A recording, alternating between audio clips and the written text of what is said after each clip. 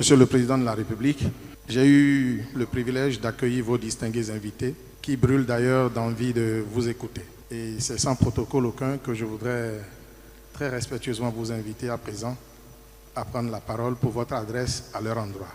Bonjour tout le monde, bienvenue ici à la présidence. C'est un format que nous n'avons pas l'habitude d'expérimenter, mais les domaines de la présidence nous permettent désormais de recevoir l'ensemble de la représentation nationale, les unes après les autres, ici même, dans la maison de la République. Je me réjouis de vous voir aussi nombreux présents à cette invitation. Ça va être assez convivial, je veux l'espérer, je le sens, je l'observe, en regardant les sourires que je perçois sur les visages de chacun. En tout cas, moi, je suis ravi de vous rencontrer. Je n'ai pas souvent eu l'occasion, mais il n'est jamais trop tard pour bien faire. Merci d'être là. À la veille de la 65e commémoration de notre indépendance, je vais me faire le bonheur, le plaisir, le devoir de faire avec vous une évaluation, un bilan de notre parcours depuis nos indépendances, voir ce que nous avons réussi à faire ensemble, nos parents, nous-mêmes, et demain ceux qui vont venir après nous, pour mesurer à quel point l'espoir d'un développement réel, d'un bien-être collectif et individuel par l'accès à la souveraineté est à notre portée. Et c'est cet exercice que nous allons faire ce matin pour entrer dans la célébration de notre 65e fête nationale. Je vais vous laisser choisir l'ordre des thèmes que nous allons aborder. Notre parcours en termes d'atteindre des objectifs de liberté, liberté fondamentale, les droits de l'homme, le bien-être matériel, le développement économique, qui regroupe tout, y compris la santé, l'éducation, tout. Et puis, notre parcours en termes de démocratie, de modèle, pour choisir nos dirigeants, pour assumer donc la démocratie. Vous, la jeunesse. Vous qui êtes en quête de tout, même si depuis quelque temps, nous faisons les progrès qu'il faut, même si depuis 65 ans, nous faisons l'effort d'assumer nos responsabilités et d'atteindre pas à pas les objectifs que je viens de citer, nous sommes encore loin de satisfaire ces attentes-là, nous collectivement. Je vais vous laisser le choix de dire, vous voulez qu'on aborde quel thème en particulier, dans les détails, entre le bien-être économique, l'emploi, la santé, les infrastructures, nos besoins fondamentaux. On commence par ça, ou on commence par les questions de démocratie, ou on commence par les questions de droits de l'homme, des libertés fondamentales. C'est à vous de choisir. C'est vous qui allez vous-même, vous les jeunes, assurer la police des débats. On commence par le premier thème que nous allons aborder. Je vais demander à madame, vous souhaitez qu'on commence par quelle thématique? Le bien-être économique, l'emploi, c'est ça? La santé, tout ce qui concourt au minimum que les jeunes attendent de voir. Vous voulez qu'on commence par ça? Qui est d'accord? Qui n'est pas d'accord? Tout le monde est d'accord? Ah, merci. Bien, nous allons donc aborder avec enthousiasme, la convivialité, cette question qui paraît la question la plus essentielle pour nous ici-bas, notre bien-être matériel. Toute chose qui pour nous, sinon de manière même générale, paraît primordiale par rapport à toutes les autres. Mais moi, je dirais quand même que les libertés fondamentales sont indispensables et sont préalables à toute chose. Mais néanmoins, quand on a peut-être le minimum où on peut aller et venir, on peut estimer que l'essentiel après, c'est notre bien-être matériel. Nous avons donc accédé à la souveraineté nationale et internationale depuis 1960. Depuis lors, nous avons pris notre destin en main pour résoudre le problème de notre développement. La raison, l'objectif principal, la motivation essentielle, c'est nos libertés et puis le développement. Nous ne voulons plus travailler pour le bien-être de quelqu'un d'autre, nous travaillons pour notre propre bien-être nous-mêmes, notre communauté et chacun individuellement. La souveraineté acquise en 1960 avec que deux éléments fondamentaux en termes de quête. Quête de liberté et quête de bien-être. Et nous avons choisi un ordre politique semblable à celui du colon, la démocratie, pour satisfaire la quête, notre besoin de liberté, de développement. Donc depuis, nous sommes dans ce modèle de démocratie avec ses balbutiements. Et nous avons été dans ce modèle jusqu'à ce qu'il y ait plus de stabilité. Quelques années après, dans les années 72, avec l'arrivée du régime révolutionnaire, qui a dit trop c'est trop de pagaille. Nous ne sommes pas devenus indépendants pour instaurer de la pagaille. Une bonne démocratie devrait nous permettre de trouver les dirigeants capables d'impulser le développement, capables d'amener chacun à exploser en ses talents, à vivre de ses labeurs. Travailleur, courageux, déterminé, ambitieux, que chacun devrait pouvoir trouver son compte dans un pays en bonne dynamique économique. Et que l'État, désormais, assurerait ses fonctions essentielles. Et nous avons dit que le rôle de l'État, ce n'est pas de faire du commerce, ce n'est pas de faire de l'industrie, ce n'est pas de faire ceci, que les acteurs individuels sont capables de le faire par eux-mêmes si le pays est bien organisé, bien structuré, si les gens sont formés, sont en bonne santé. Et que les activités économiques devant assurer le bien-être seraient essentiellement du ressort des citoyens, individuellement ou en groupe. Donc nous avons eu un nouveau départ. Mais est-ce que, à la date d'aujourd'hui, nous avons commencé à atteindre les objectifs? Ou bien est-ce que nous sommes dans un processus où désormais l'espoir est permis? Que le bien-être matériel est à notre portée? Que le bien-être économique est à notre portée? Qu'après la conférence, même s'il y a des balbutiements, c'est toujours parce que les communautés humaines fonctionnent toujours avec des hauts et des bas. Est-ce qu'en 2025, même si tout continue de nous manquer, est-ce qu'aujourd'hui, il y a l'espoir, l'espérance, ou plus que ça, il y a des indices de développement réel? Terme de dire, nous aurons tous l'eau, nous l'aurons. C'est maintenant, ça y est, on le sent qu'on va l'avoir. Nous aurons toute l'électricité, nous aurons tous des moyens de communication, les routes, les moyens modernes, l'Internet, le téléphone. La santé, ça commence à aller. La formation technique professionnelle, la formation générale.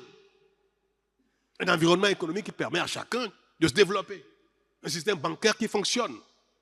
Toutes choses qui sont aujourd'hui indispensables à l'éclosion ou au développement, à l'épanouissement économique. Est-ce que ces choses-là sont en train d'être mises en place dans un environnement différent? Ou mieux encore, est-ce qu'il y a des choses qui sont effectivement acquises?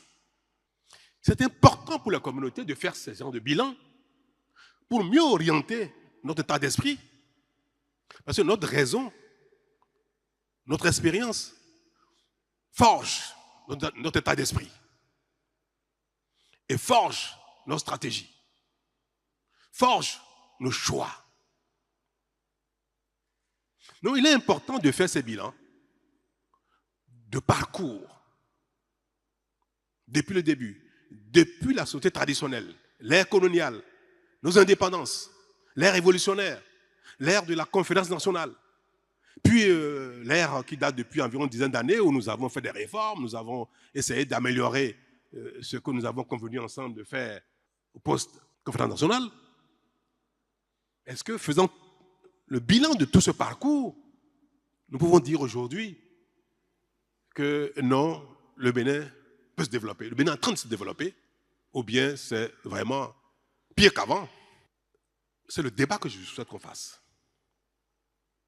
Que devons-nous faire pour améliorer la courbe, ou bien pour infléchir totalement la courbe? Alors je vous donne la parole, mademoiselle ou madame. Je suis Soukale Ramziat de la commune de Kandi. Moi, mes impressions sont bonnes. J'aimerais que Kandi soit doté d'un stade départemental, parce que Kandi est le chef-lieu du département de l'Alibori.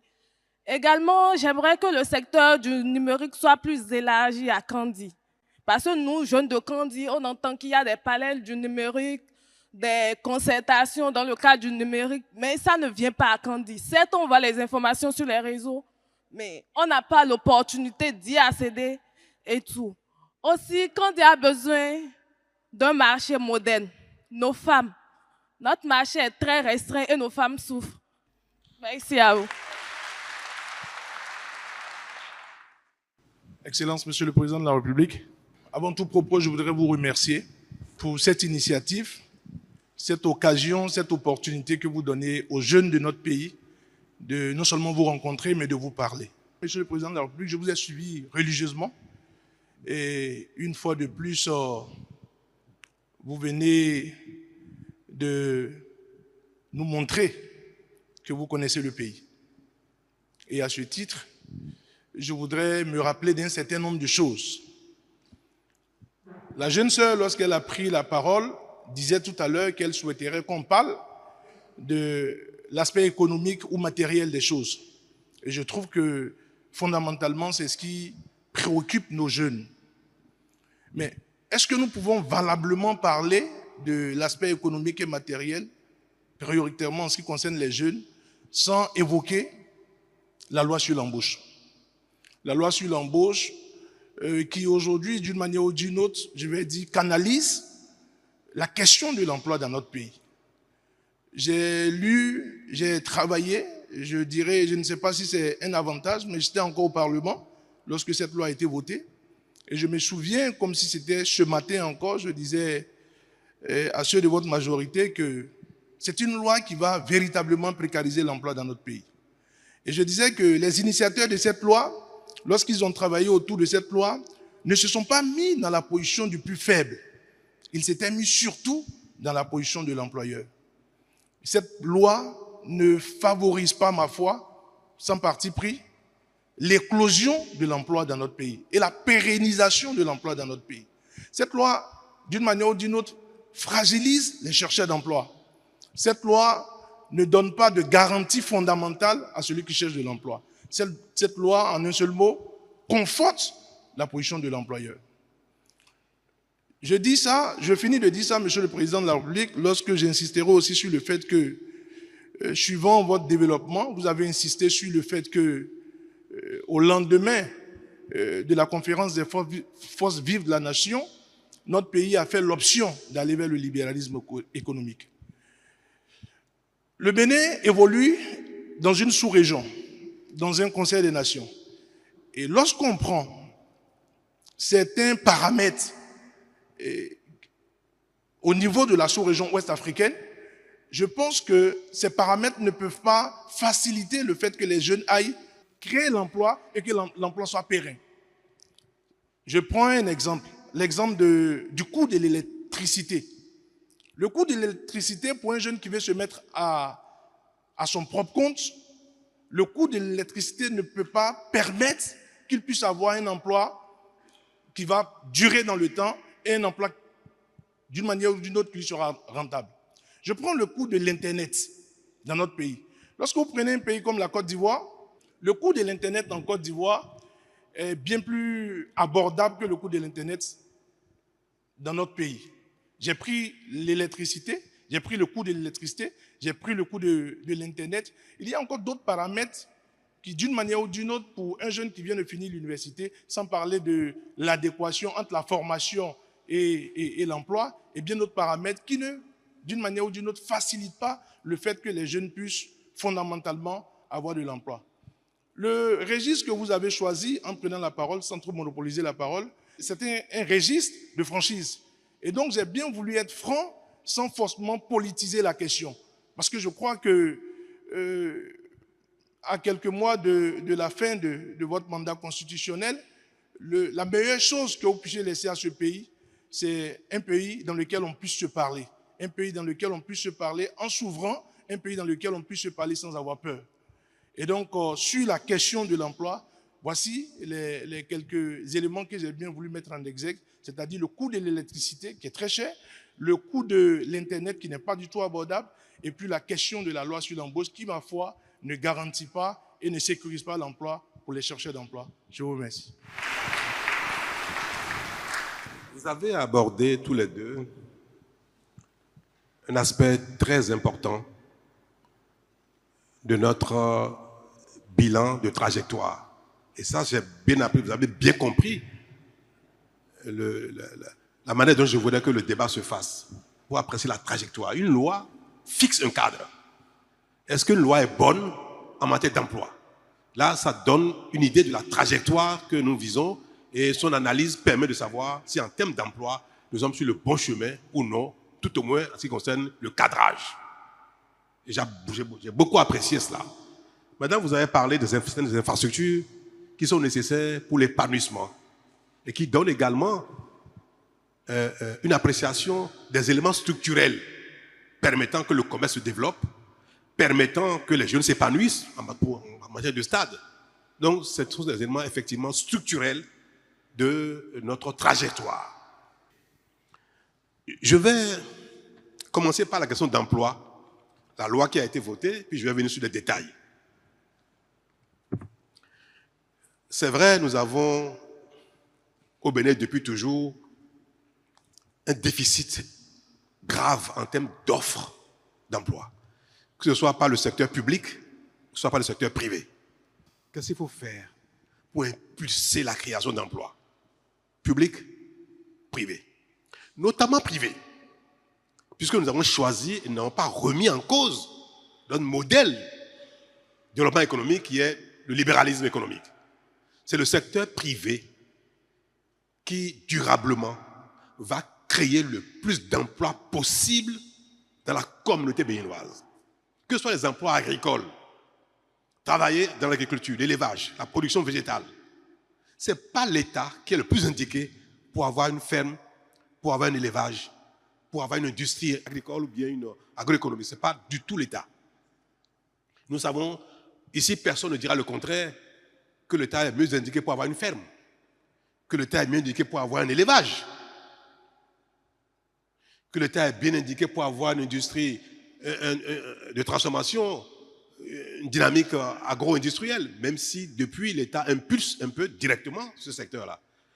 Donc nous ne remettons pas en cause le fait que le secteur privé doit créer et est destiné et habilité à créer le maximum d'emplois durables.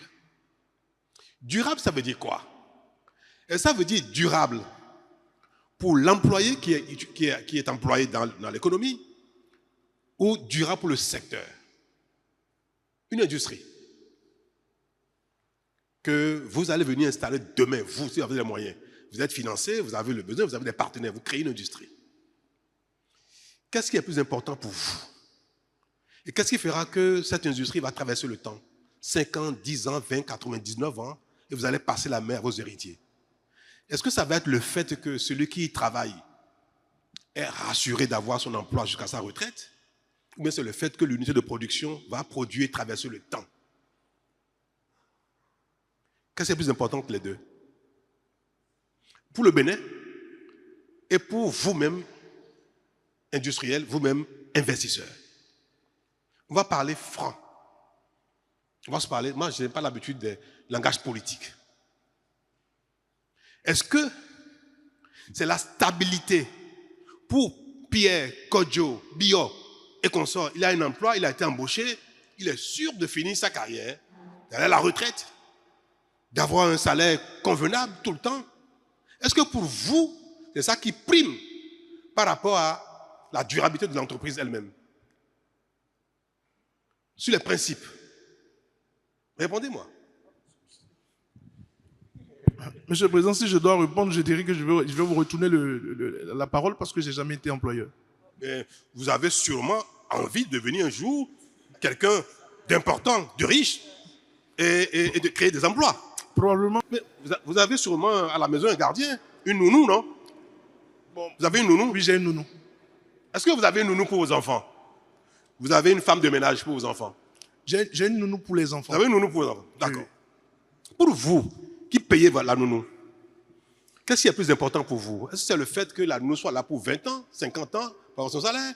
Ou bien c'est le fait que votre femme, vos enfants, aient le meilleur service de nounou? Qu'est-ce qui prime pour vous? Par rapport à votre nounou, par rapport à votre chauffeur, qu'est-ce qui prime? Je n'y ai pas pensé. Je n'ai pas pensé à pensé. ça. Oui. Non, je n'y ai pas pensé. Non, je n'y ai pas pensé. Je n'y avais pas pensé. Oui, non, mais je n'y ai pas pensé. Vous n'avez pas pensé à ça? Non, je n'y ai pas pensé, Monsieur le Président. En fait, il a répondu à la question.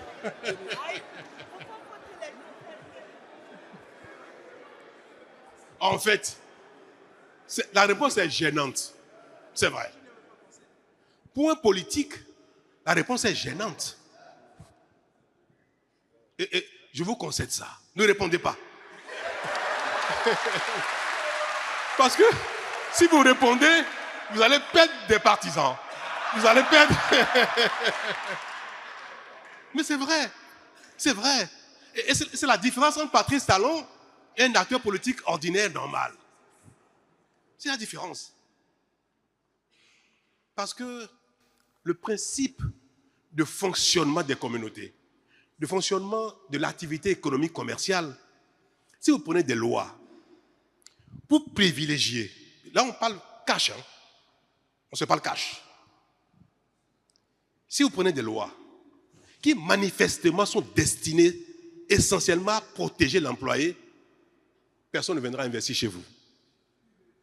Mais la vie est comme ça, on n'y peut rien. Et c'est la tendance des investisseurs. Si vous êtes syndicaliste, vous défendez l'emploi, le jour où vous allez créer votre entreprise, vous n'aurez plus du tout la même pensée que le syndicaliste. Or, qu'est-ce qu'on veut au Bénin? Moi, je veux qu'il y ait des milliers d'entreprises. Je veux qu'il y ait des milliers d'artisans. Je veux qu'il y ait des milliers de fermes. Je veux qu'il y ait des milliers d'élevages. Si ces entreprises, ces fermes sont au Bénin, ils vont employer des Béninois. Donc, qu'ils soient au Bénin, pour moi, est déjà suffisamment satisfaisant. Comment on fait pour que les gens viennent investir? Pour que les jeunes, les autres investissent? Pour que les conditions leur donnent la totale liberté d'investir? L'argent ne sait pas travailler par lui-même. L'argent a besoin d'hommes pour travailler. Si l'argent vient, si l'entreprise est créée, si ce n'est pas Bio qui travaille, ce sera Jacques, ce sera Pierre, ce sera Kodjo. Quelqu'un travaillera dedans. Je veux que globalement, il y ait des millions d'emplois au Bénin. Alors vous me direz que oui, mais si on continue comme ça, les investisseurs vont utiliser les gens à leur payer rien du tout. De sorte que tout le monde sera des pauvres employés. C'est ça la question que ça appelle. C'est bon qu'il y ait des emplois, mais est-ce qu'il faut que des emplois où tout le monde soit de la misère? Pour que les employés n'aient rien du tout. Ça, c'est pas bon. Et en fait, et je vais continuer. Quand il y a l'emploi, qu'est-ce qui permet également à l'entreprise de traverser le temps? Si les employés ne sont pas satisfaits, s'ils ne sont pas contents, ils ne resteront pas. Si vous maltraitez votre chauffeur, si vous maltraitez votre nounou, si vous le payez mal, vous ne l'avez pas bien, si dans le pays, nous sommes dans un environnement dynamique où il y a des emplois partout, les gens cherchent des chauffeurs partout, cherchent de nous partout, elle partira, votre chauffeur partira également. Donc quand on crée l'environnement qu'il faut, cet environnement oblige même les uns les autres à être performants en termes de conditions de travail. Donc, ce qui permet de résoudre le problème de la durabilité, du confort de travail, c'est encore si l'environnement est suffisamment dynamique et a créé beaucoup d'emplois. Plus il y a d'emplois, plus il y a une compétition entre les employeurs. Est-ce que vous comprenez ça? plus il y a d'offres d'emploi, plus on fait la cour aux gens pour venir travailler. Quand il n'y a pas assez d'emplois, la loi peut être faite n'importe comment, l'employé sera maltraité. Donc, en définitive, la seule solution qui permet de régler la vie de l'entreprise, la durabilité, son parcours dans le temps et en même temps le confort des travailleurs, c'est qu'il y ait un grand nombre d'offres d'emploi, de sorte que le nombre d'emplois, de demandeurs d'emploi soit même inférieur ou à peu près équilibré avec le nombre d'offres d'emploi.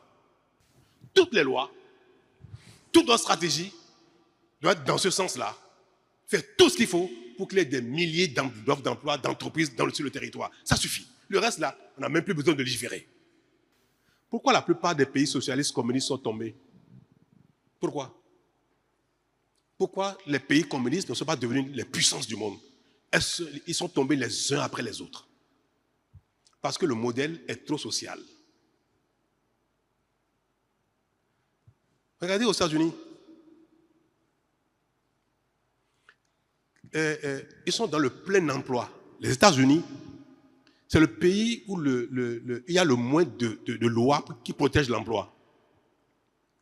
Ils sont dans le plein emploi. Le taux de chômage est très faible.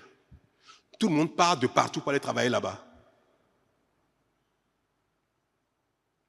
C'est pour ça que j'ai dit un mot que j'assume. Je dis, je préfère déréguler l'emploi pour créer des emplois que de réguler l'emploi pour n'en créer point. Les textes ne nous serviront à rien s'ils sont beaux, extraordinaires, protègent socialement les gens, mais en face, il y a zéro offre d'emploi. Moi, j'ai à cœur de faire travailler les jeunes. J'ai à cœur de créer un environnement dans lequel il y a de l'emploi pour les uns et les autres.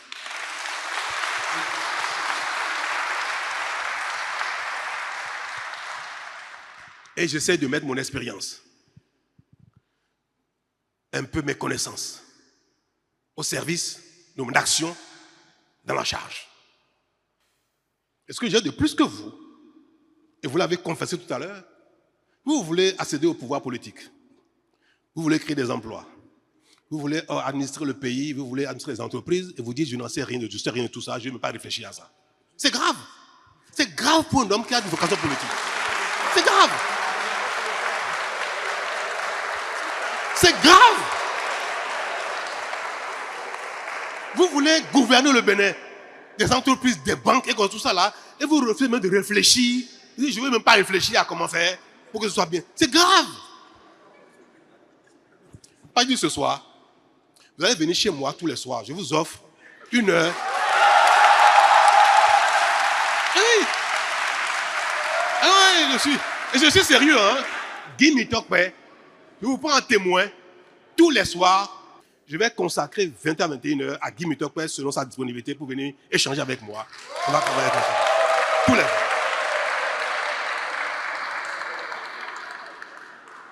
Parce que c'est mon ami. Ah oui, c'est mon ami. Ah, il fallait venir avec lui. Vous voulez que je livre quelque chose de nos secrets? Vous voulez? Je peux parler de nos secrets?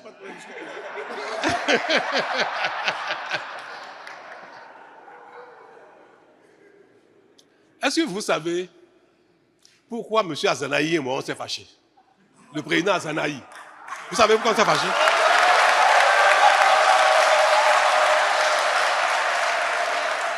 Vous savez que c'est son ancien patron? Vous savez? Ok. Azanaï, c'est un ami à moi. C'est un frère. Jusqu'à là où je vous parle, c'est un frère. Je souffre de nos différends. Je peine du fait que je ne le vois plus, Azanaï.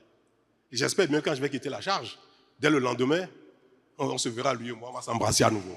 J'espère. Gouverner, c'est très difficile.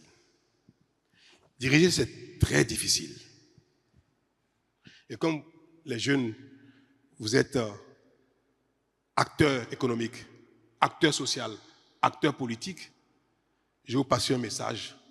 vous qui avez la volonté d'aller exercer des fonctions politiques, le premier serment que vous devez faire à vous-même, devant votre miroir, à l'intérieur de votre chambre, c'est de dire, si j'ai l'occasion un jour, je vais travailler en faisant fi de mes propos politiques avant d'arriver dans la fonction. Si la nature, le peuple, vous confie à vous son destin, dans la charge, soyez prêts à devenir impopulaire. Parce que la réalité, c'est autre chose. On vient d'échanger en direct sur un sujet important, très important. Une loi qui organise l'emploi et une loi qui donne tout, apparemment, à l'investissement. Et qui apparemment, sacrifie l'employé. C'est un sujet éminemment sensible, difficile à évoquer, difficile à défendre quand on fait le choix de l'investissement. Parfois, il y a des choses que jamais la masse ne comprendra. Vous avez beau avoir le don, la conviction, le don de l'éloquence, vous avez les mots qu'il faut en général, il y a des sujets que vous ne parviendrez jamais à faire comprendre ou à partager avec le grand nombre. Jamais. Et pourtant, il faut pouvoir les mettre en œuvre. Si j'ai un héritage à vous laisser, c'est celui-là. Avoir le courage des actions pertinentes, utiles, nécessaires, quand bien même elles sont impopulaires, quand bien même elles ne sont pas susceptibles d'être comprises en son temps. Vous avez évoqué, madame, le fait que il manque des marchés dans beaucoup de pays, dans beaucoup de communes ici. Ce qu'elle a dit sur Kandi concerne beaucoup de communes. Ce qu'elle a dit sur les stades concerne beaucoup de communes. C'est pareil pour l'eau. Il y a des endroits au Bénin où il n'y a pas l'eau potable à boire. Nous avons des endroits où il n'y a pas l'électricité. Nous avons des endroits où il n'y a pas la connexion. Et tout à l'heure, il a dit comment on peut investir ici durablement si on a l'électricité aussi chère. Comment on peut créer son entreprise, son salon, son atelier pour avoir des équipements qui consomment de l'énergie et l'énergie devient l'essentiel de votre intrant. Et au prix où est l'électricité, vous ne serez pas compétitif. Vous n'allez pas pouvoir produire et vendre de la sous-région. C'est une réalité. Mais chers amis, le Bénin n'a pas de pétrole, on n'a pas de diamant, on n'a pas de bois. Nous travaillons avec ce qu'on collecte sur les uns les autres comme TVA. Et je l'ai dit plusieurs fois. Le chapeau que vous portez, quand vous l'avez acheté, il y a eu la TVA dedans. Donc nous tous, nous contribuons, chacun à son niveau, aux recettes publiques. Ce n'est pas seulement ceux qui paient les impôts directement qui payent quelque chose à l'État. Hein. Même ceux qui consomment, vous consommez. Vous avez le sucre. Le sucre, on l'importe. Vous payez quelque chose. La TVA et la douane. Donc le Bénin, l'État du Bénin, n'a comme ressource que ce que nous collectons sur vous, sur nos citoyens, sur les entreprises, sur les individus. Même les plus pauvres, quand il mange un morceau de sucre, il a payé quelque chose, un petit centime. Il n'y a que ça que nous avons. Puis quand on va demander aux banques locales ou étrangères de nous prêter de l'argent, les gens regardent comment nous collectons. Vous collectez 100 francs. Vous consommez 90. Vous pouvez avoir 10 francs pour payer votre dette. Vous avez un salaire. Vous allez à la banque, on regarde comment vous gagnez comme salaire. Donc on ne vous prêtera que ce qui est compatible avec votre capacité de remboursement. Voilà que le Bénin n'a que les impôts qu'il collecte. Donc quand on présente ça chaque année, l'année dernière, on a collecté tant d'impôts. On a eu tant de dons, un peu. Il y a encore un peu de dons. On montre aux banques pour dire voilà ce que nous avons. Les banques calculent et disent vous là, on peut vous prêter tel montant. Vous avez déjà des dettes avant. Hein. Vous payez normalement, c'est vrai. Mais quelle est votre capacité de remboursement qui reste? C'est en fonction de ça qu'on vous prête encore de l'argent. Quand nous levons de la dette, je vous rassure, chers jeunes, que ça tient compte de notre capacité globale d'endettement. Nous ne sommes pas en surendettement. Et puis c'est transparent. Et on publie chaque année nos recettes. Donc, on ne peut emprunter que ce qu'on peut rembourser. Voilà qu'il n'y a pas le courant partout. Il n'y a pas d'électricité partout. Il n'y a pas Internet partout. Comment on fait pour financer tout ça? Par an, sur 5 ans, sur 10 ans, on ne pourra financer que ce que notre argent, ce que ça nous permet de financer sur 5 ou 10 ans. Une bonne partie du territoire sera électrifiée, mais pas tout le territoire. Parce que on a fait les calculs, on m'a dit non. C'est seulement quand on fait les projections, c'est en 2027, 2028 qu'il y aura le courant partout. En 2025, on peut faire des miracles, on ne peut pas, parce qu'on n'a pas les moyens de le faire. Internet, c'est pareil. C'est pour ça que des fois, il y a des choses que nous projetons, et 1 ou 2 ou 3 ans après, malheureusement, nos projections sont un peu faussées et l'atteinte des objectifs est différée de 1 ou 2 ou 3 ans. Donc, ce n'est pas pour rien, madame, que l'électricité n'est pas partout, que l'eau n'est pas encore partout, que les marchés ne sont pas partout. On a fait des marchés, on a fait la projection, on a fait des stades, et on sait que dans 3 ou 4 ou 5 ans à venir, la deuxième vague qui va commencer en 2026 va satisfaire encore un grand nombre de communes, en stade, en marché et autres. Et notre objectif, c'est que sur les 3 phases, il reste encore 2, d'ici 7 ou 8 ans maximum, toutes nos communes soient dotées en termes de stades, d'infrastructures sportives et marchandes, toutes les communes. Nous, on a commencé, on a montré que c'est possible. Regarde le nombre de marchés qu'il y a, et ça donne envie. Le nombre de stades qu'il y a, ça donne envie. Donc, désormais, le Bénin est capable, sur 5 ans, sur 10 ans, de faire ça. Et de répéter la même chose sur les 10 années à venir. Ce qu'on a fait les 10 ans passés, on est capable de faire encore mieux les 10 ans à venir. On a donné la tendance que nos recettes sont capables de satisfaire nos besoins. Mais le prix,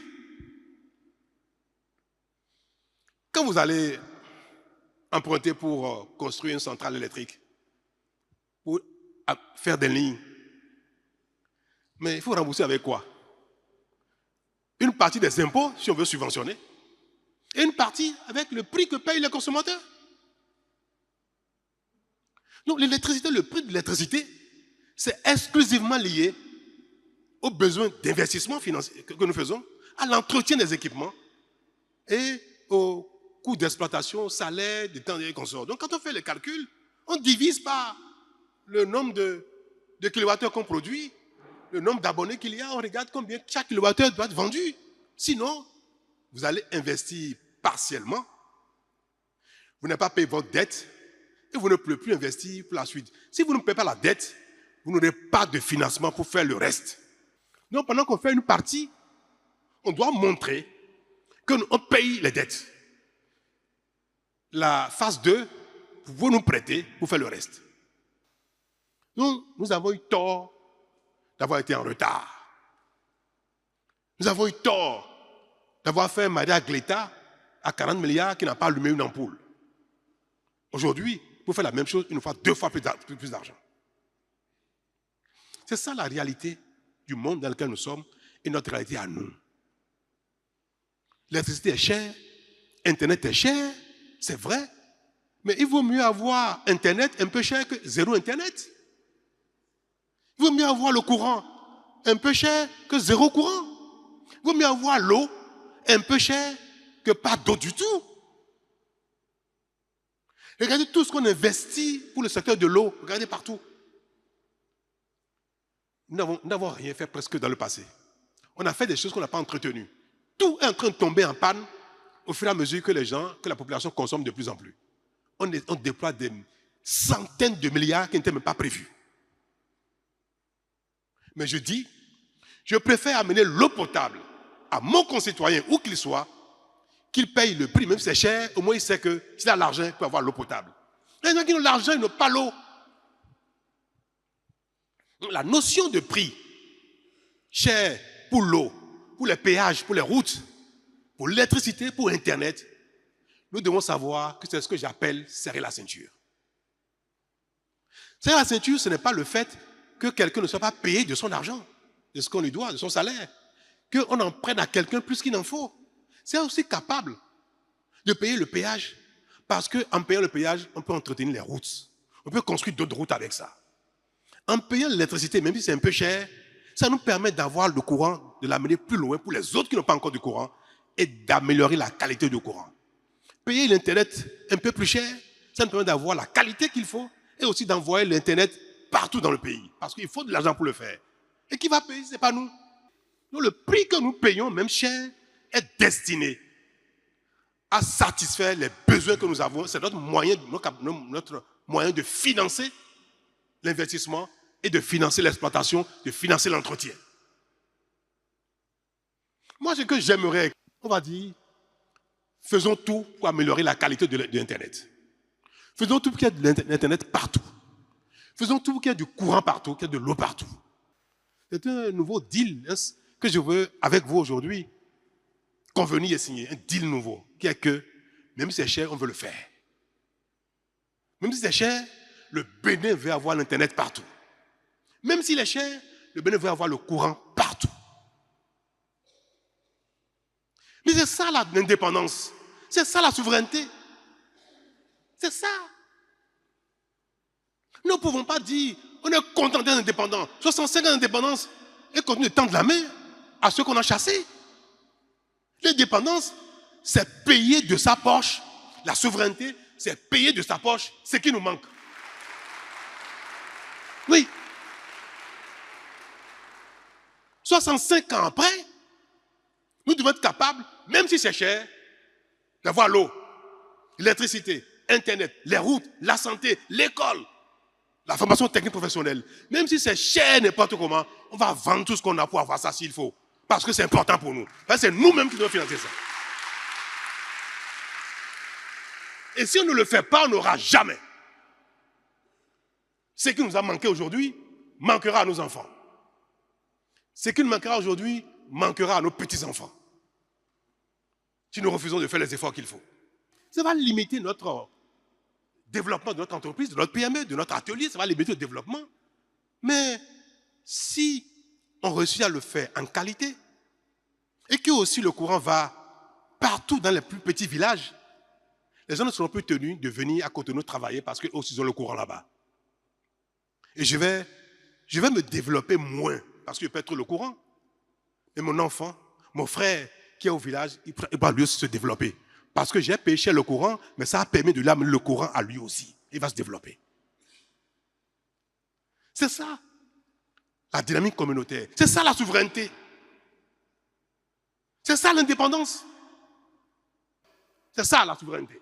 Est-ce que 65 ans après, nous sommes sur la bonne voie pour satisfaire tous nos besoins, avec nos efforts, avec nos salaires, même si c'est dur. Il faut pas chanter souveraineté, indépendance, fêter, danser pour ça, alors que ce que ça signifie, ce que ça traduit, nous nous éloignons de ça tout le temps. Nous ne faisons aucun effort.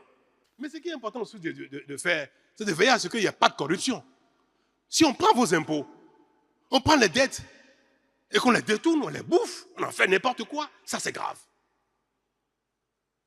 Donc la souveraineté, c'est tout ceci, instaurer la bonne gouvernance par les gouvernants. Ceux à qui on a confié le pays, ils doivent être capables de gérer avec responsabilité, sérieux, rigueur, sans détourner. Moi, quand je vois les gens, les Béninois, j'aimerais que leur principale récrimination, reproche, c'est les questions de mauvaise gouvernance. Mais on n'en parle jamais. Moi, ça me frustre de ne pas voir mes concitoyens donner plus d'importance à la bonne gouvernance qu'au reste. Le développement économique passe par l'effort nous-mêmes, la collecte de nos moyens, mettre ensemble nos moyens et bien les gérer. Et bien les gérer. Donc, lutter contre la corruption, lutter contre la mauvaise gouvernance et critiquer, faire attention, réprimer les détournements des ressources. C'est dans cela que je voudrais vous rassurer de ce que la loi, pour conclure, si il y a des aspects qui ne sont pas encore suffisamment incitatifs pour l'investissement, au contraire, il faut rajouter ça. Donc je vous demande de M. Ntobo de réfléchir pour voir qu'est-ce qu'il faut rajouter à la loi pour que ce soit encore plus incitatif pour l'investissement. On veut que les Béninois ne quittent pas ici pour aller investir ailleurs. Regardez ce qu'il faut enlever encore pour favoriser l'investissement. Ne regardez pas ce qu'il faut rajouter pour contraindre l'investisseur. Pour que l'investisseur se dise, dans la salle, il y a des gens qui ont leur propre PME, qui ont leur atelier eux-mêmes, qui ont leur industrie, qui ont leur business eux-mêmes. Vous, n'est-ce pas? Est-ce qu'on ne se sépare facilement d'un employé, d'un collaborateur qui est bon? Jamais. Quelqu'un dit jamais. Vous avez entendu? L'entrepreneur, l'investisseur ne se sépare jamais de son employé qui est bon. Même s'il est capricieux, l'employeur fait tout pour le satisfaire. Et ça, c'est une donne importante. Les entreprises, les fermes, les PME, l'atelier, celui qui a son salon de coiffure. S'il y a une coiffeuse qui est là, qui est très bon, elle a la dextérité, tout le monde vient et on veut que ce soit elle qui coiffe. Cet employé-là, la patronne fera tout pour la garder, même si elle est capricieuse. Même si des fois elle vient en retard, elle va faire comme si elle n'a pas vu. Oui. Ce qui sécurise l'emploi, c'est la qualité de l'employé. Ce n'est pas les tests pour le protéger, c'est la qualité. Et ce qui fait le développement, c'est la qualité des prestations. Pour se développer, que chacun soit bon, il sécurise sa place. Celui qui n'est pas bon, c'est lui, on ne se sépare facilement de lui. Notre souveraineté, notre développement passe par le sérieux, la rigueur, l'investissement et des lois qui favorisent tout ça. Et que si chacun veut lire avec attention ces lois-là, veut faire des critiques sur ces lois, veut faire des propositions d'amélioration, il faut qu'on ait ça à l'esprit. C'est ça qui doit nous guider pour faire les commentaires sur la dynamique, la stratégie, les lois que nous prenons. Parce qu'on a un objectif, on veut que le Bénin se développe. Si c'est ça le vecteur, le fil conducteur de nos stratégies, de nos lois, de nos réflexions, nous allons avoir les tests qu'il faut, nous allons faire les choix qu'il faut pour que le Bénin, dans 5, 10, 15, 20 ans, soit un pays développé et c'est à notre portée.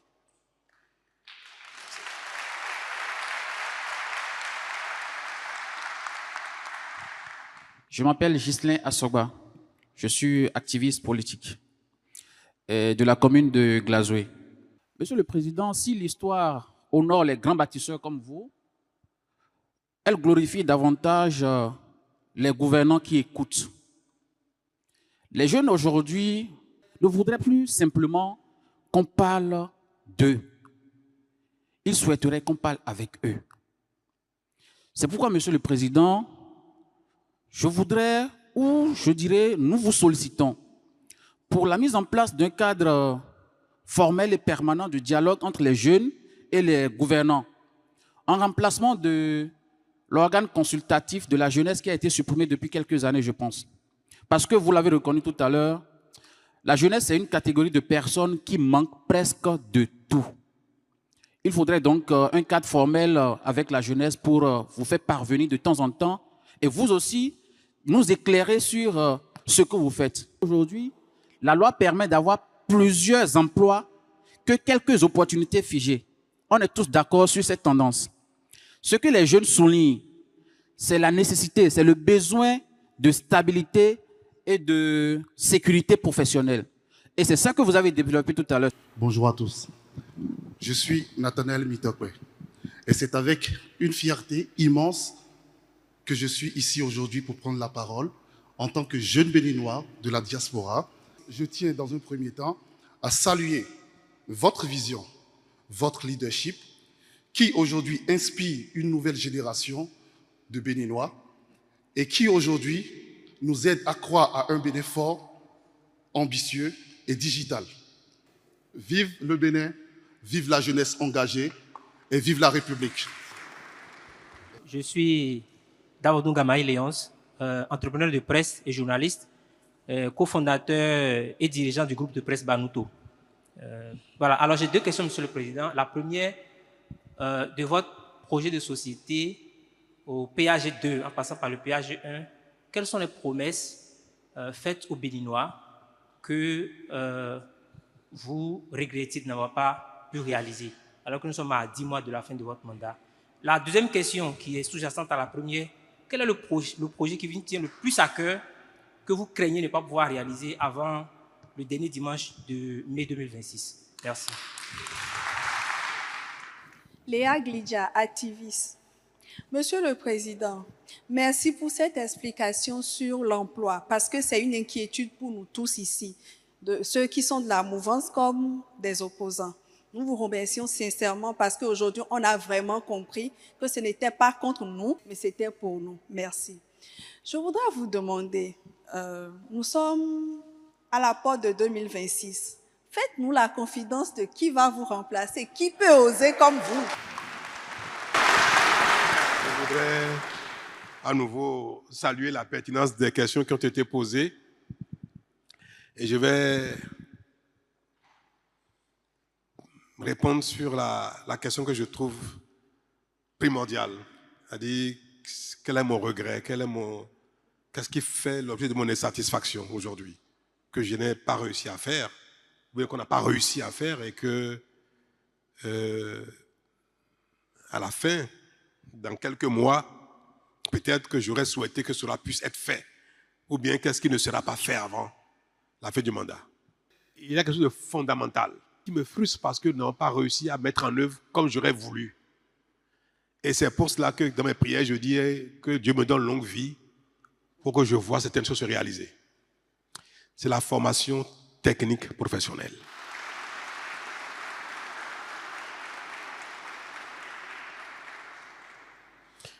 Nous avons commencé le premier mandat avec beaucoup d'ambition. J'ai entamé le deuxième mandat avec les ambitions encore plus renforcées. Mais nous sommes en 2025 et en la matière, nous avons réussi très peu. Nous avons mis en œuvre très peu. C'est mon, je ne dirais pas un regret, mais c'est ma frustration. Fondamentale. La plus grosse frustration. Parce que c'est la clé du développement durable et du développement effectif. Si les Béninois, les jeunes Béninois, génération après génération, ne bénéficient pas de formation adéquate pour satisfaire les besoins de leur pays, satisfaire les besoins de la sous-région, satisfaire les besoins de l'humanité, ils n'auront jamais le plein emploi. Et notre pays ne va pas se développer. Une chose est de payer des impôts, d'en collecter. Une autre est de faire des routes, de l'eau, de l'électricité. Même d'améliorer le système de santé. Mais une autre est de faire de chaque citoyen la véritable richesse. Avoir de l'or, du diamant, du bois, du manganèse, c'est rien. On peut se développer en ayant zéro de tout ça. On peut avoir tout ça et ne pas se développer. Je ne vais pas citer de mais vous connaissez beaucoup de pays dans le monde, je ne sais pas si c'est en Afrique, je dis dans le monde, qui ont tout ça, mais qui n'ont pas réussi encore le développement. Mais il y en a d'autres qui n'ont rien de tout ça et qui sont développés. La richesse la plus fondamentale, la plus durable, la plus importante, c'est l'homme, c'est la jeunesse, c'est les gens qui sont actifs. Et aller forer pour avoir du pétrole et l'exploiter vaut moins que de former l'homme. Un pays qui a du pétrole, qui a sa population pas formée du tout, si on lui dit de faire le choix, de consacrer tout son argent pour forer, exploiter et avoir des recettes, il va dire je vais forer d'abord. Parce qu'après, avec le pétrole, je vais former les gens après. Nous sommes dans le seul domaine dans lequel les jugeances ne déterminent pas l'action. Parmi les jugeances, c'est l'urgence du jour qui détermine l'action au lieu de l'urgence structurelle. C'est un devoir de philosophie de français. On va faire une thèse dessus. Entre l'urgence du jour et l'urgence structurelle. La formation technique professionnelle devrait être le premier investissement des États, des gouvernants. Quand nous sommes arrivés en 2016, on a fait des débats budgétaires. Faut-il consacrer tout de suite un grand nombre à la formation technique professionnelle au détriment de l'eau, au détriment de l'électricité, au détriment des routes, au détriment des marchés, ou au détriment des stades. Les débats ont été longs, monsieur le ministre d'État, difficiles. Et nous avons dit qu'il faut faire tout un peu, un peu.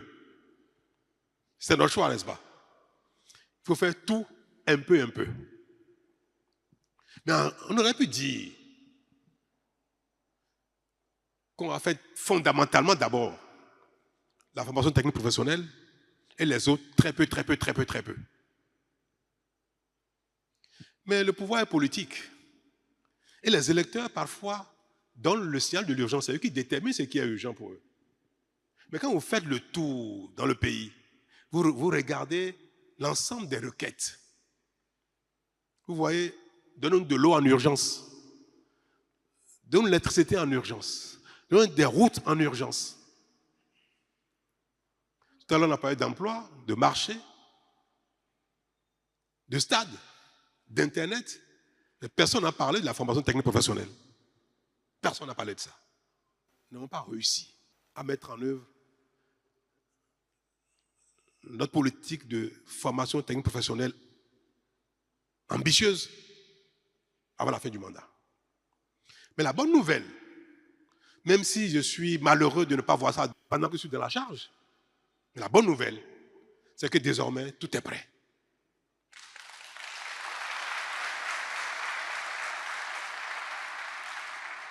Et vous avez dû voir qu'on a commencé à lancer les appels d'offres. Construire une soixantaine. La phase 1, c'était au début, on avait dit une centaine. Puis les coûts, les prix sont envolés complètement. Nous avons mobilisé des ressources, nous avons fait des études et nous étions partis pour une centaine d'écoles techniques professionnelles. En passant par le secteur agricole, qui était un volet important. La formation industrielle, en mécanique, en hydraulique, en électricité, en Internet, numérique globalement, dans tous les domaines.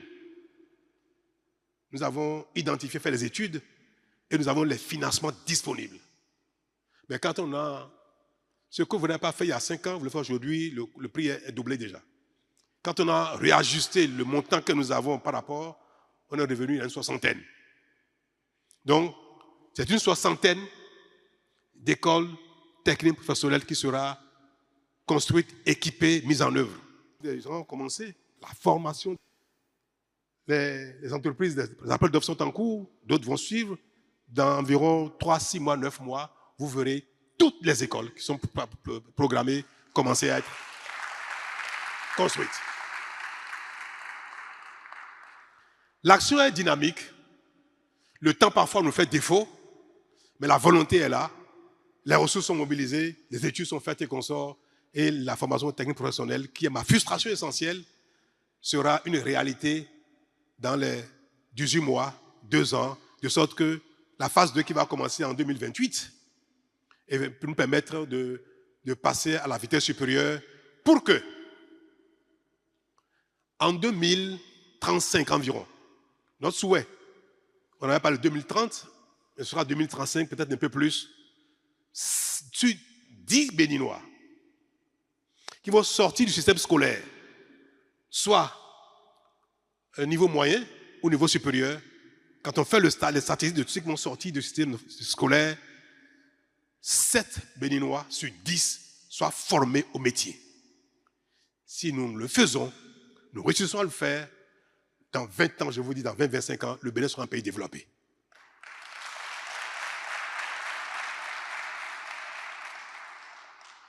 Et ça, vous comprenez pourquoi je prie. Dieu de me donner une longue vie. J'aimerais voir ça de mes yeux. Je verrai que les enfants au Bénin, on demande à quelqu'un, tu as fait quoi? J'ai fait la mécanique, j'ai fait l'électricité, j'ai fait l'électronique. J'ai fait de la chimie moléculaire, mais je travaille près d'un laboratoire, j'ai fait de la recherche et consort. Tel va dire, mais oui, moi, je fabrique des ventilateurs. Tel va me dire, mais je fabrique des grilles.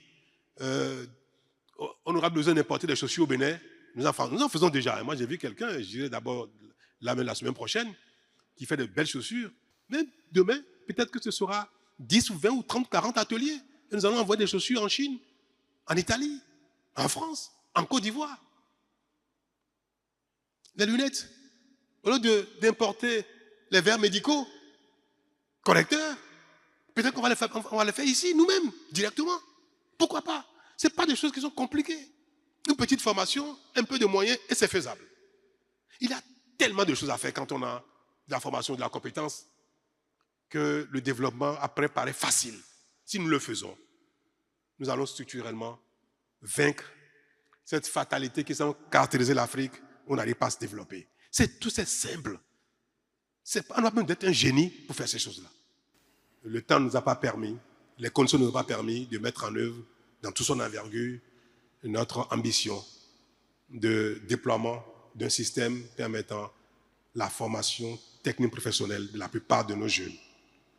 De sorte que nous ayons au moins 70% de nos jeunes qui soient formés au métier pratique.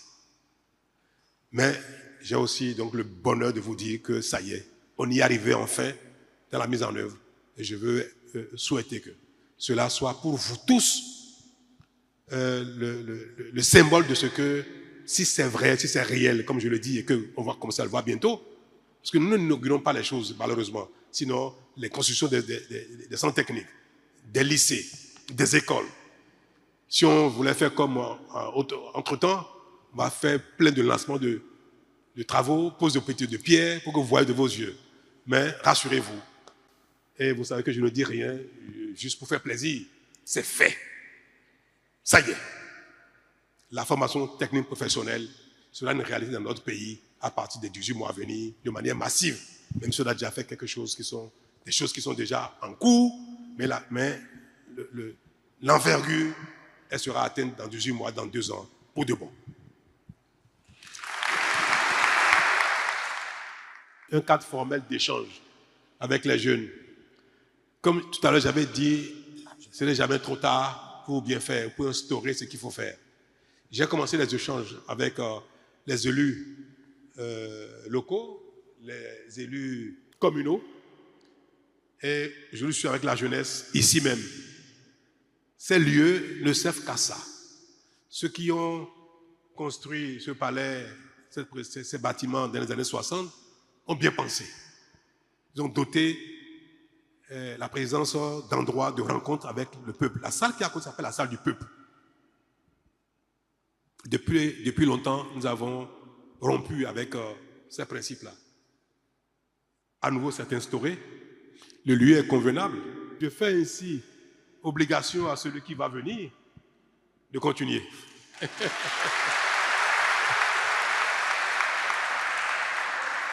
Celui qui va venir aura l'obligation de faire ce genre de rencontre, il n'aura plus le choix.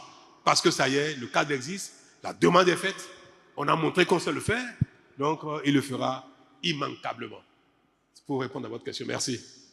C'est qui? C'est qui? Oui, moi, je n'ai pas de dauphin. Malheureusement. Mais, je veux regarder parmi les gens, ceux qui sont ici, ceux qui ne sont pas ici, ceux qui sont vous et consorts, tous, je vais regarder.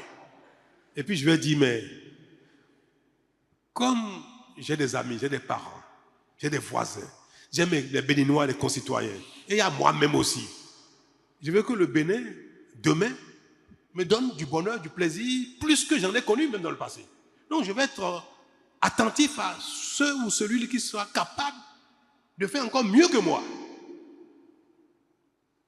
Moi, mon seul paramètre, c'est qui d'entre vous sera capable de faire mieux que ce que nous faisons actuellement. Parce que j'ai dit une chose, le meilleur est à venir.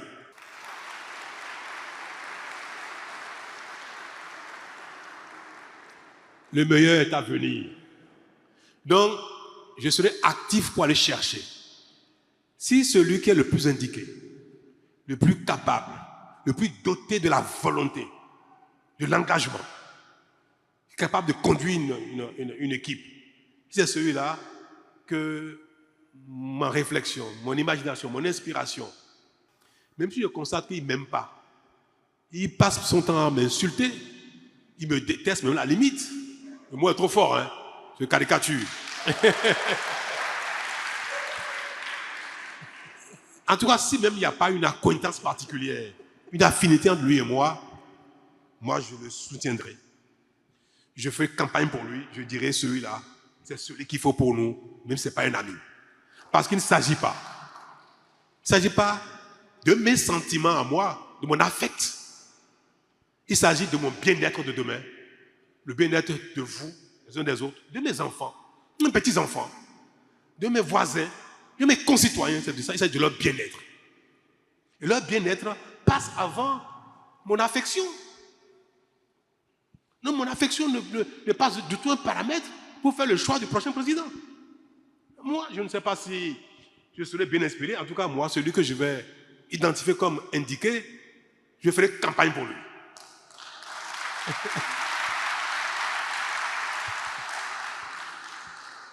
Alors, c'est ça qu'on appelle le dauphin. Je ne sais pas. En général, le dauphin, ce n'est pas tellement ça, c'est celui qu'on tient, qui est proche de vous, qui est votre ami, qui est protégé, et que vous voulez promouvoir quoi qu'en soit. Moi, je dis, si quelqu'un là-bas ne m'aime pas, mais je vais voter pour lui, s'il faut l'appeler dauphin aussi, je ne sais pas. Si c'est ça un dauphin, alors j'accepte le mot. Mais voilà ce qui va me motiver, moi, pour faire mon choix de demain, parce que je veux un pays encore mieux gouverné, meilleur celui d'aujourd'hui, parce que nous aspirons tous à ça. Davantage demain qu'aujourd'hui. Et nous allons faire ce serment aujourd'hui. On ne va pas choisir le prochain par affect, par affection, par sentiment. C'est pour l'efficacité. Est-ce qu'on est tous d'accord? Merci. Monsieur le Président, je suis Nadia Okumosu. Sauf à être de mauvaise foi, je pense qu'aujourd'hui, en République du Bénin, plus personne ne peut nier votre bilan élogieux 9 ans après. En tout cas, pas moi. Pour rendre hommage à vos efforts, Monsieur le Président, vous permettrez que j'évoque 3 anecdotes. À Dassa, où je suis née et ai grandi, de mon enfance jusqu'à l'année où j'ai obtenu mon baccalauréat en 2014, avoir accès à l'eau était la plus difficile des équations. Chaque matin, nos parents nous réveillaient à 5 heures et nous marchions sur des kilomètres vers les ras-points d'accès à l'eau devant lesquels nous faisons des queues interminables. Mais aujourd'hui, grâce aux infrastructures modernes érigées par votre gouvernement, les villes de Savé, Dassa et Glazoué ont un accès stable et durable à l'eau potable, et ce, même pendant les saisons sèches. Il ne sera vraiment pas juste de passer cela sous silence. Deuxième anecdote. Alors, lorsque nous avons finalement quitté Dassa pour Cotonou, le sort a voulu, ma jumelle et moi, que nous nous installions à Akogbato. À l'époque, en 2014, le pont qui reliait Akogbato à Agla petit à petit 2 était dans un état monstrueux et submergé à la moindre pluie. Un jour de l'an 2017, ma jumelle et moi, alors que nous nous rendions à une réunion politique, habillés tous deux en blanc, nous avons été renversés dans l'eau. Et ce, même malgré les efforts déployés par le ZEM pour éviter cela. À l'époque, alors que tous les politiques dans le littoral nous disaient qu'il n'y avait pas de solution pour cette voie, Monsieur le Président, vous avez relevé ce défi.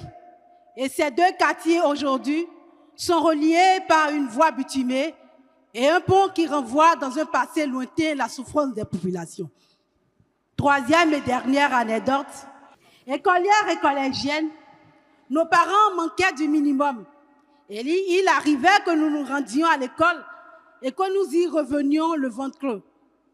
Mais aujourd'hui, grâce au programme de cantine scolaire instauré toujours par votre gouvernement, en 2017, environ 1 million d'enfants arrivent à avoir accès à un repas chaud à l'école par jour. Monsieur le Président, j'ai choisi ces 3 exemples à titre anecdotique pour vous savoir gré de tout ce que vous avez accompli pour la nation béninoise. Je vous remercie. Merci. Je suis Kabirou Adjara, défenseur des droits humains, surtout des personnes handicapées en République du Bénin. Je tiens d'abord à vous dire un sincère merci. Merci parce que vous avez changé l'histoire des personnes handicapées en République du Bénin. Par le passé, les personnes handicapées sont discriminées, marginalisées, mais depuis 2017, où nous avons la loi qui protège et promeut les droits des personnes handicapées, cela a changé. En 2023, vous nous avez offert les 5 décrets d'application de cette loi qui protège et promeut les droits des personnes handicapées. Je tiens à vous dire sincèrement merci. Merci parce que vous avez considéré les personnes handicapées comme des personnes, pas des personnes entièrement à part, mais des personnes à part entière dans la société béninoise. Cela est à votre actif. Je profite de l'occasion pour poser quelques préoccupations, voire doléances. De façon générale, quand nous prenons la commune de Savet, où se trouve la Sucobé, cette société ne fonctionne plus depuis un certain temps. Je ne sais pas s'il y a encore possibilité avant la fin de votre mandat de penser à l'ouverture de cette société qui nourrit près de 13 000 hommes. À part cette préoccupation, je profite aussi de l'occasion pour parler des personnes handicapées. C'est vrai, nous avons la loi, nous avons les 5 décrets d'application, mais il reste encore quelques difficultés sur le terrain. Je prends le cas des AME. Ils ont composé, les personnes handicapées ont composé comme tout le monde, mais après déploiement, on constate que les personnes handicapées sont laissées pour compte, surtout les personnes qui portent un handicap visuel, parce qu'on se dit, c'est peut-être complexe. Pourquoi ça? Si on peut aussi penser à cette couche, ça nous fera beaucoup plaisir, parce que d'abord, dans nos centres spécifiques, on constate que ces personnes-là, après leur formation, sont laissées dans la nature et ne peuvent même pas exercer dans les centres spécifiques où ils ont été formés. La dernière préoccupation ou doléance que j'ai à faire, Monsieur le Président, c'est par rapport à la politique. Aujourd'hui, vous nous avez accompagnés avec la loi sur le plan administratif. Pourquoi ne pas nous aider aussi sur le plan politique? Ce n'est pas encore ça, nous ne sommes pas encore pris en compte et ça nous fera plaisir d'être pris en compte sur le plan politique. Pourquoi pas des nominations dans des ministères sectoriels nous concernant et même dans les autres ministères, parce que nous aspirons, nous voulons aussi contribuer au développement du pays, pas simplement consommer par des consommateurs, mais montrer que nous pouvons aussi contribuer au développement de notre nation en passant par ces nominations. Et la dernière, pour totalement finir, c'est le certificat médical de handicap, parce que vous avez sorti la carte d'égalité de chance qui est partagée, distribuée dans tout le Bénin.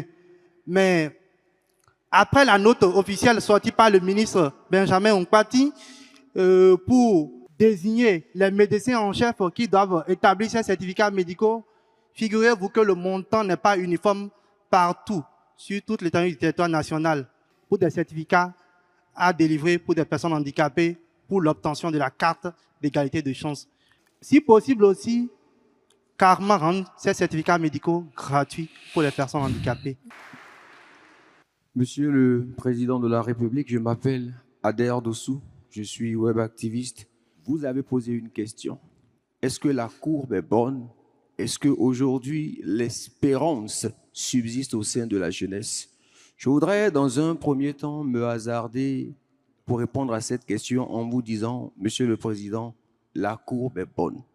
Par rapport à ce que nous voyons, par rapport à ce que nous touchons, par rapport à ce que nous sentons, je voudrais vous dire, oui, vous avez permis durant cette décennie à la jeunesse que nous sommes de rêver et de rêver très grand. Lorsqu'à des occasions comme celle-ci, nous entendons ces explications que vous avez données, nous comprenons qu'au-delà même de ce que nous voyons, il y a beaucoup de choses qui ont été faites que nous comprendrons dans 10 ans, dans 15 ans, dans 20 ans. Mais ceci dit, Monsieur le Président de la République, dans quelques années, dans quelques décennies, lorsque nos enfants et leurs petits-enfants à eux jetteront un regard sur le passé, quelles sont les dispositions que nous prenons pour qu'ils puissent voir que les efforts que nous avons consentis durant la décennie qui est en train de s'achever n'ont pas été vains? Sur le vaste chantier des réformes courageuses que vous avez entreprises et mises en œuvre, que nous reste-t-il à faire? Et pour les jeunes que nous sommes, quelle est votre adresse par rapport à ce chantier? Je vous remercie. Monsieur le Président de la République, cher papa, permettez-moi d'abord de vous exprimer ma profonde gratitude pour cette occasion que vous nous avez offerte, nous, jeunesse béninoise. Ce geste fait partie des signes d'ouverture, c'est vrai, mais c'est aussi un signe d'un père de famille. Un père de famille qui a en souci l'avenir de ses enfants. Je suis Thibaut Ogou, président du mouvement Alliance Conclave de la Jeunesse. Je suis un jeune béninois qui a subi en 2021 l'épreuve de la détention. C'est vrai, c'était une période difficile, certes, mais ça m'a transformé. Ça m'a appris beaucoup de choses. Ça m'a amené à peser la portée de mes choix et à me renforcer dans mes convictions citoyennes. Si je suis devant vous aujourd'hui, c'est avec l'humilité et la peau d'un fils, d'un enfant. Parce que j'ai vu tout à l'heure que vous étiez dans la joie quand vous avez vu que c'était une jeunesse qui était devant vous. Ça veut dire que ce sont vos enfants. Cher papa,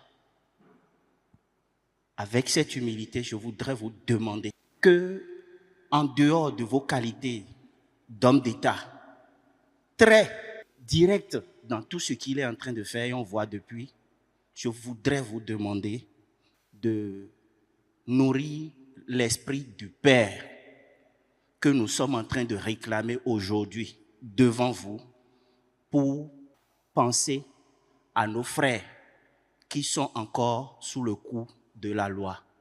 Je ne veux dire personne, même jusqu'à celui de l'avant-dernier, du dernier jour. Papa, pour cette fête d'indépendance, je voudrais bien que vous nous fassiez ça pour que la jeunesse commence par changer de mentalité et de dire sur votre personne. Parce qu'on dit que si on ne se rapproche pas de quelqu'un, on ne le connaît pas. C'est vrai. Si c'était avant la prison, Thibaut a pris le micro, il allait dire sortez-les, libérez-les. Mais papa, s'il vous plaît, ayez pitié, parce que la prison, ce n'est pas quelque chose de facile. Ils ont fait l'erreur. Et je parie qu'ils sont beaucoup à comprendre aujourd'hui qu'ils ne referont plus ces erreurs. Donnez-nous ce cadeau et vous allez voir comment nous allons rester derrière vous. Il y a une seconde que je voudrais vous demander, papa. J'étais en prison quand j'ai vu l'arrivée des objets d'art. J'avais eu de tristesse parce que je n'étais pas libre pour venir toucher ça de mes doigts. Mais je voudrais quelque chose. Ça va agir dans l'union de ces enfants que nous sommes au Bénin aujourd'hui. Si vous pouvez déjà enclencher des procédures pour faire ramener sur la terre béninoise les ossements du roi Béhanzin, ce serait très bien. Merci beaucoup, papa. Je sais que vous êtes un panafricaniste. Moi, c'est M. Imandé Lucien. C'est une grande joie pour moi d'être dans cette salle aujourd'hui. Une grande joie pour mes collègues aussi. Monsieur le Président, en 2016, au lendemain de votre élection, nous étions chez vous à la maison. Et j'ai aimé vraiment votre franchise. Et je continue de l'aimer jusqu'à aujourd'hui, parce que vous êtes vraiment un homme franc. Ce jour-là, vous nous avez dit ce que vous pensez de nous. Monsieur le Président, aujourd'hui, dans cette salle encore, je vois le sentiment que vous nourrissez envers la jeunesse. Votre ambition de créer plus d'emplois, Monsieur le Président. Je me demande, comment peut-on créer plus d'emplois si on ne fait pas recours à la terre? Et en vous connaissant, homme de terre, à votre arrivée, ce que nous aimons espérer, c'est que vous allez nous reconvertir vers la terre. Monsieur le Président, je n'ai pas compris qu'en 9 ans, vous n'aviez pas un programme, un projet pour nous, pour notre reconversion. Monsieur le Président, pour finir, vous avez construit de bels marchés pour nos mamans. Mais circuler dans la ville de Cotonou, aucun abri de Zim pour que, avec quelques heures de travail, puisse aller là-bas se reposer. Les 2-3 interpellations sur lesquelles j'aimerais m'exprimer, vous m'avez prié d'avoir une attitude de paix à l'endroit de ceux qui sont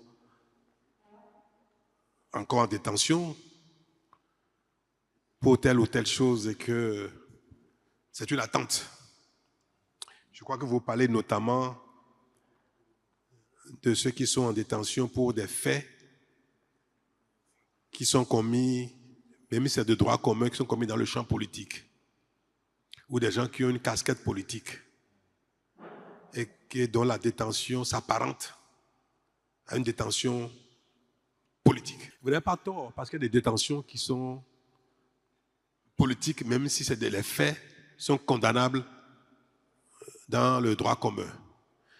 Quelqu'un qui fait de la violence à l'occasion d'une revendication politique peut être condamné pour la violence, mais c'est commis dans le champ politique.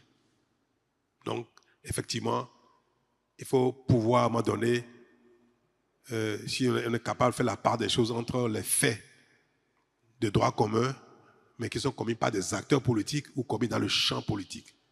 C'est toute la difficulté. Et en termes de faits politiques purs, le choix de montrer de la magnanimité n'est pas toujours facile. Ce choix n'est pas toujours facile. Et je l'ai déjà exprimé une fois, je vais le dire à nouveau de manière très sincère. Vous savez très bien que je ne suis pas de nature à ne pas susciter de l'amitié, de l'amour, de l'admiration. Tout homme bien constitué veut bien aussi susciter de son interlocuteur ou de ceux qui le regardent, ceux qui sont en face de lui, de l'admiration, de l'affect. Or, pardonner est quelque chose qui concourt à votre propre satisfaction. Aussi, quand on pardonne, on fait du bien ce qu'on pardonne, mais on suscite chez l'autre également une certaine satisfaction à son propre compte. Donc, ça, le pardon a 2 intérêts. Ça sert celui qu'on a pardonné, mais ça sert soi-même aussi. Donc, je suis sensible à cela. Mais si j'ai déjà eu à gracier, j'espère que beaucoup vous n'avez pas oublié qu'il y a eu des mesures de grâce dans ce champ, pour faire commune dans le champ politique. Mais est-ce qu'il faut systématiquement gracier toutes les fois qu'un délit est commis dans le champ politique? C'est toute la difficulté, la question. C'est parce que je veux qu'on m'embrasse, je veux qu'on m'aime, je veux qu'on m'applaudisse. Parce que j'ai aussi un intérêt à le faire, que je dois le faire de manière systématique. Parce que j'ai aussi à cœur de contribuer à l'établissement au Bénin d'un ordre conséquent. On peut revendiquer, on peut faire la politique, on peut contester sans enfreindre à la loi, aux règles, sans mettre en cause le bien-être d'autres personnes, sans mettre en cause le bon vivre ensemble. Et quand on observe que dans notre cheminement politique démocratique, les délits qui sont commis dans le champ politique sont systématiquement associés à la vie, l'action, la compétition politique, et tout le monde attend toujours que ce soit pardonné, soit gracié, sur l'autel de la paix politique, sur l'autel de la hausse politique. Si on le fait de manière systématique, tout le temps, est-ce que c'est bien? Est-ce que nous allons construire une société responsable? Mais c'est comme un acteur politique qui détourne les fonds publics. Parce qu'il a un cassette politique, est-ce qu'il faut systématiquement le gracier? Quelqu'un qui a volé les ressources d'une mairie, mais qui est un leader politique, et il a établi qu'il a fait ça. Alors, qui il faut gracier systématiquement? Qui ne doit pas être gracié de manière systématique et de manière récurrente? Parce que c'est un mauvais signal aussi qu'on donne dans l'assainissement de la vie publique. C'est à ça que je suis confronté. Et comme j'ai choisi de faire des réformes courageuses, j'ai choisi d'instaurer un nouvel ordre en termes de comportement, en termes de reddition de comptes, en termes de chacun doit répondre de ce qu'il fait. Est-ce que, pour mon égoïsme, parce que je veux paraître bien, je veux quand on me dit pardon, je dis oui, mon fils vient, pardon, je sais faire, c'est fait. Est-ce que je dois donc systématiquement accéder à ça? Systématiquement. C'est pour dire que je vous comprends. Puis quand je prends acte de ce que vous avez dit, que je verrai ce qu'il faut faire, où et comment.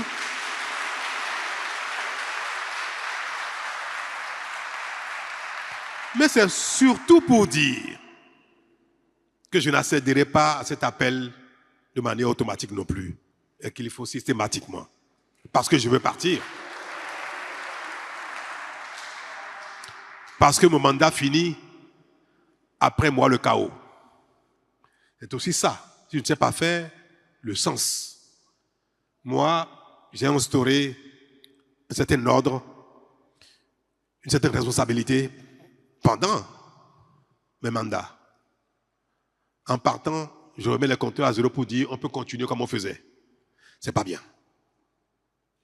Je ne vais pas dire, même si le prochain qui viendra n'est pas quelqu'un, n'est pas mon ami, mais on l'a identifié parce qu'il est bon, il peut diriger le pays, je ne vais pas lui laisser un ordre à nouveau remis en cause, à nouveau chaotique, où tout le monde fait ce qu'il veut sans rendre compte. Donc, comptez sur moi pour tenir compte de l'intérêt général, de l'instauration d'un environnement responsable, mais en même temps aussi d'humanisme. Comptez sur moi et je ferai ce qu'il est possible de faire sans que ça ne compromette notre élan nouveau qui fait beaucoup de bien au Bénin. Alors, j'ai entendu qu'on a pris des tests bien, on a pris des décrets d'application qui sont bien, mais est-ce que l'égalité des chances est déjà au rendez-vous? Non. Nous sommes encore loin de cet objectif de l'égalité des chances. Aujourd'hui, les personnes handicapées ou porteuses d'un handicap n'ont pas encore totalement leur place dans la société. C'est réel. Nous avons la volonté de le faire, mais malheureusement, nous n'avons pas encore tous les outils, tous les moyens pour le faire. C'est très simple. Il y a seulement quelques semaines que nous avons installé une rampe, un équipement d'accès ici pour les personnes à mobilité réduite.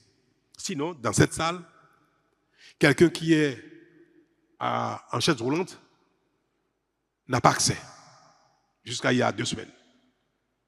À moins qu'on la porte. C'est un exemple que je donne, mais c'est pareil dans l'administration. Quand l'administration n'est pas équipée pour employer un malvoyant, il est difficile de l'intégrer dans certaines fonctions, pas dans tout. Il y a des fonctions dans lesquelles c'est facile, même c'est pas impossible. Mais aujourd'hui, il y a encore des fonctions dans lesquelles il est impossible d'utiliser un malvoyant parce que l'utilisation du braille n'est pas encore une réalité. On n'a pas encore créé les couloirs d'utilisation de ces outils-là pour que la personne qui est malvoyante et qui utilise le braille puisse être efficace dans l'administration. Il y a des fonctions pour lesquelles c'est possible. Donc, toutes ces choses-là requièrent de l'investissement, du temps pour mettre nos infrastructures, nos entreprises, nos administrations à jour pour que les personnes ayant certains handicaps ne soient pas complètement à part, puissent être intégrées. On a la volonté, nous travaillons dessus petitement, mais je pense que nous y arriverons pas trop tard, mais il nous faudra un certain temps. J'ai été assez peiné de noter que pour avoir vos certificats attestant de votre handicap, cela est payant. Ça nous a échappé, mais normalement, ça doit être gratuit. Donc, vraiment, c'est une observation que je viens de noter et de faire